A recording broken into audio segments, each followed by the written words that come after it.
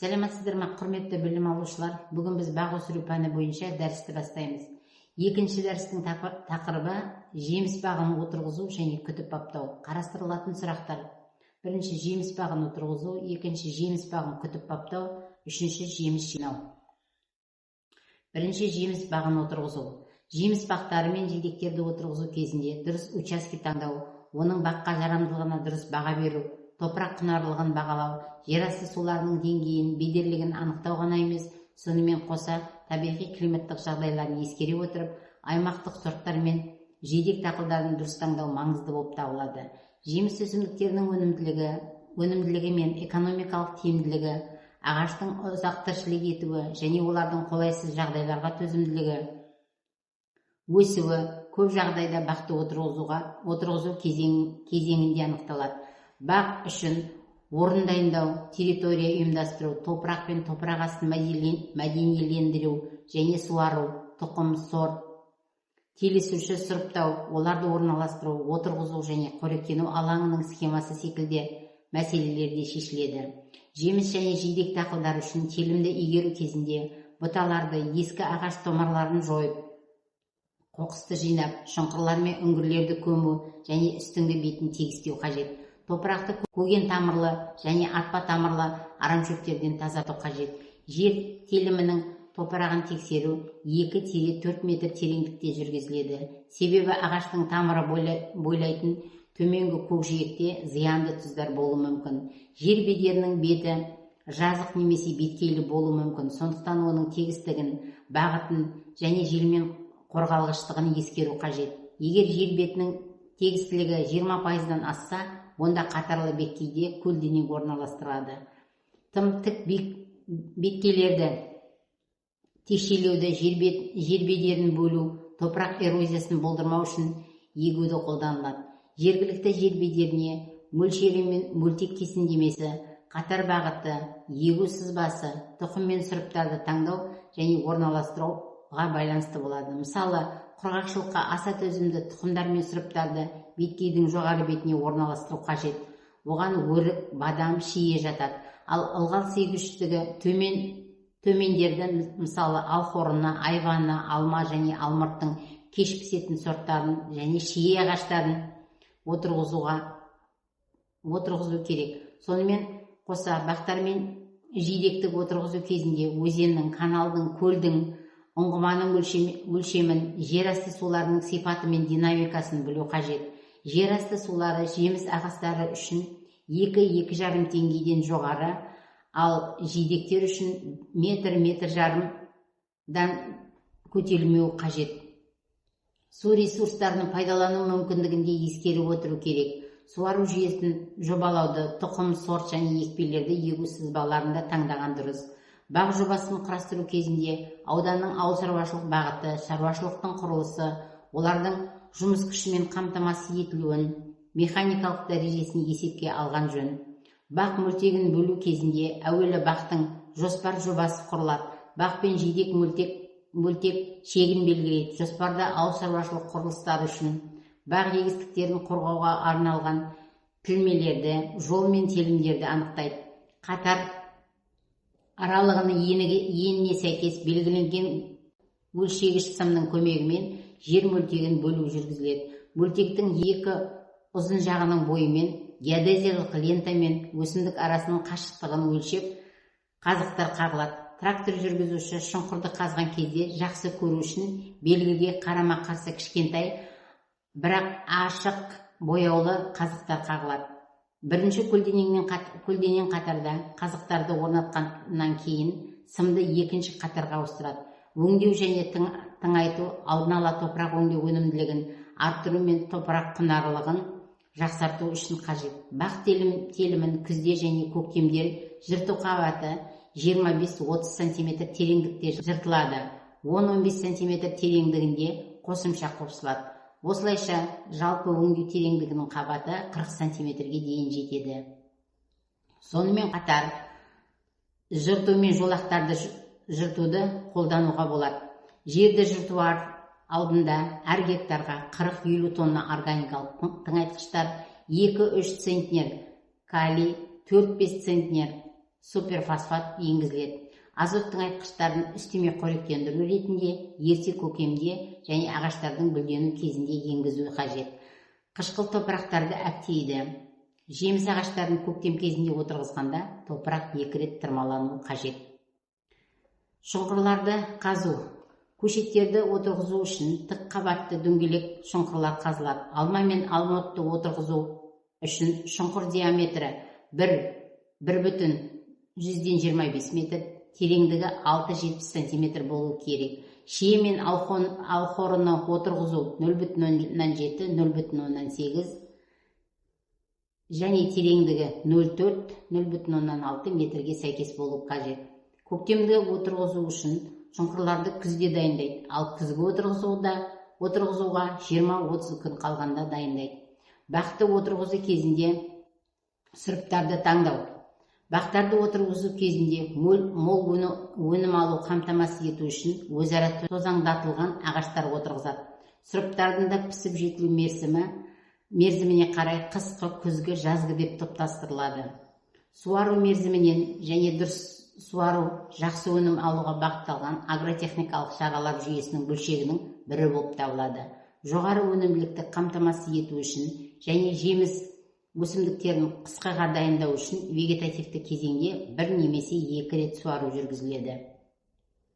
Бірінші суаруды маусым кезінде артық түйіннің түсуінен кейін жемістердің қалыптасуы мен келесі жылға өнім алу үшін гүл бүршіктерін қалыптастыру үшін жүргізіледі. Екінші суару айтарлықтай жеміс ағаштарының суға төзімділік дәрежесін арттырады. Суару нормасы гектарына 700-800 метр кубты құрайды. Бақтарда жаңбыр жаудыру мен атыз бойынша суару қолданылады. Көшеттерді қолмен отырғызу.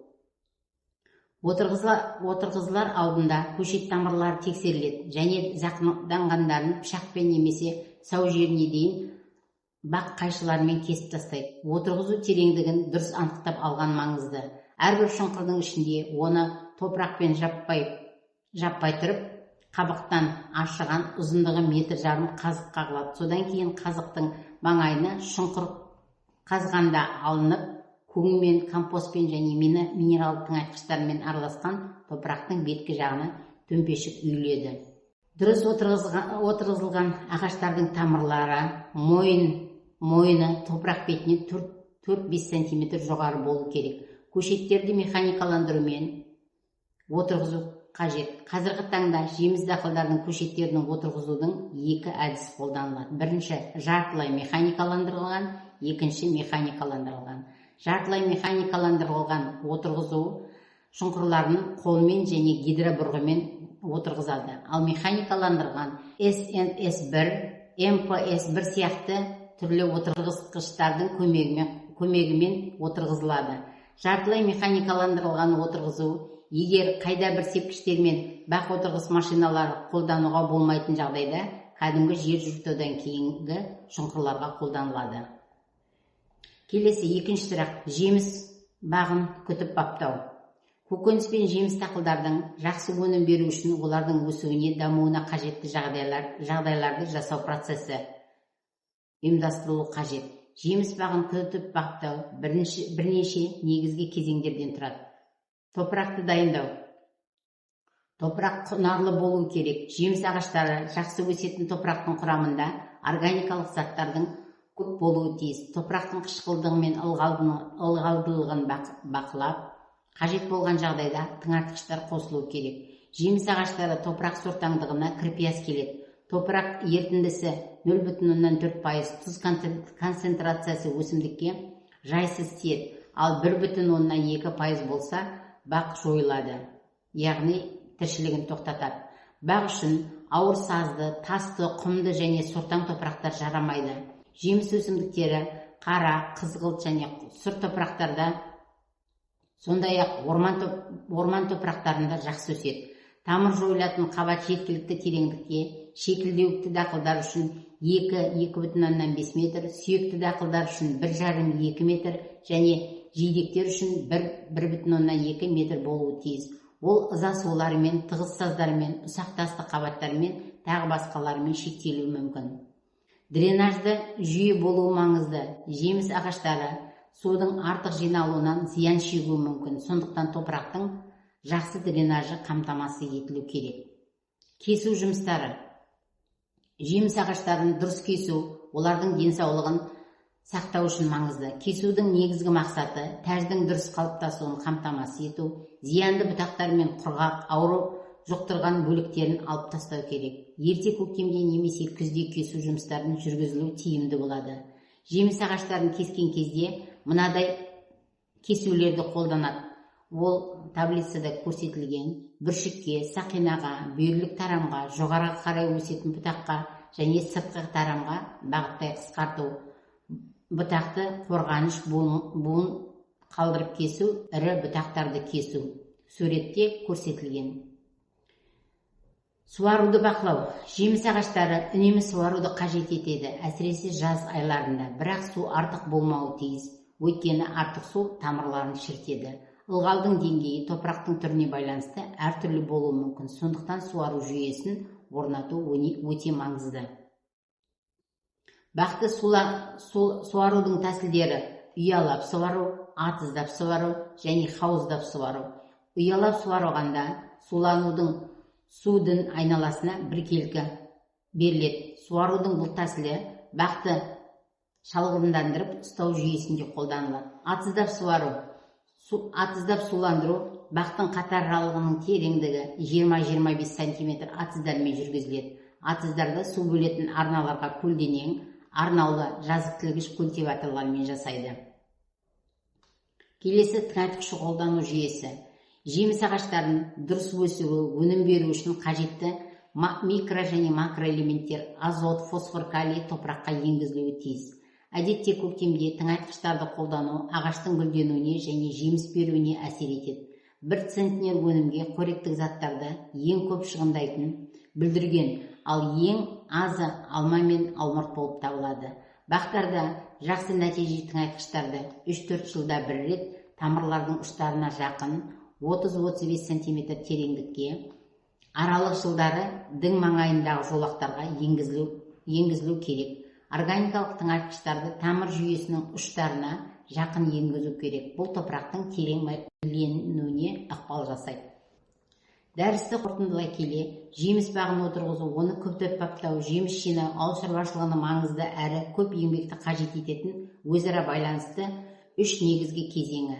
Әр кезеңнің өз ерекшелігі мен маңызы бар. Сондықтан оларды ғылыми және агротехникалық талаптарға сай орындау бақ шаруашылығының табысты дамуына ықпал етеді. Жеміс бағын отырғызу бақ шаруашылығының алғашқы әрі ең жауапты сатысы. Бұл кезеңде топырақты дұрыс дайындау, тыңайтқыш енгізу, жерді жырту, атыздар мен шұңқырларды белгілеу, сондай-ақ сапалы көшеттерді таңдап, оларды жартылай механикаландырған немесе механикаландырған әдіспен отырғызу қажет. Дұрыс отырғызылған бақ болашақта ұзақ жыл бойы мол әрі сапалы өнім беруге негіз қалайды. Жеміс бағын күтіп баптау отырғызудан кейінгі ең күрделі және ұзақ процесс. Бұл кезеңде ағаштардың қалыпты өсуін қамтамасыз ету үшін жүйелі түрде суару, тыңайтқыш енгізу, зиянкестермен ауруларға қарсы күрес, бұтау, топырақты қопсыту және арамшөптерді жою сияқты жұмыстар атқарылады. Сонымен қатар ағаштардың арасындағы ара қашықтықты сақтау, олардың пішінін қалыптастыру және өнім беру мерзімін ұзарту да осы кезеңде жүзеге асады. Қорытындылай келе, жеміс бағын өсіру үлкен еңбекті, ұқыптылықты және ғылыми көзқарасты қажет ететін күрделі процесс. Отырғызудан бастап жинауға дейінгі әрбір кезең өзара тығыз байланысты, бір-бірімен толықтырып отырады. Жерді дұрыс дайындау, тиімді күтім жасау, уақытылы жинау нәтижелері жоғары өнімді, экологиялық таза және сапалы жеміс алуға болады. Келесі слайдта бақылау сұрақтары берілген, сұраққа жауап беруіңіз сұралады. Осымен дәріс аяқталды. Назар қойып тыңдағандарыңызға рахмет.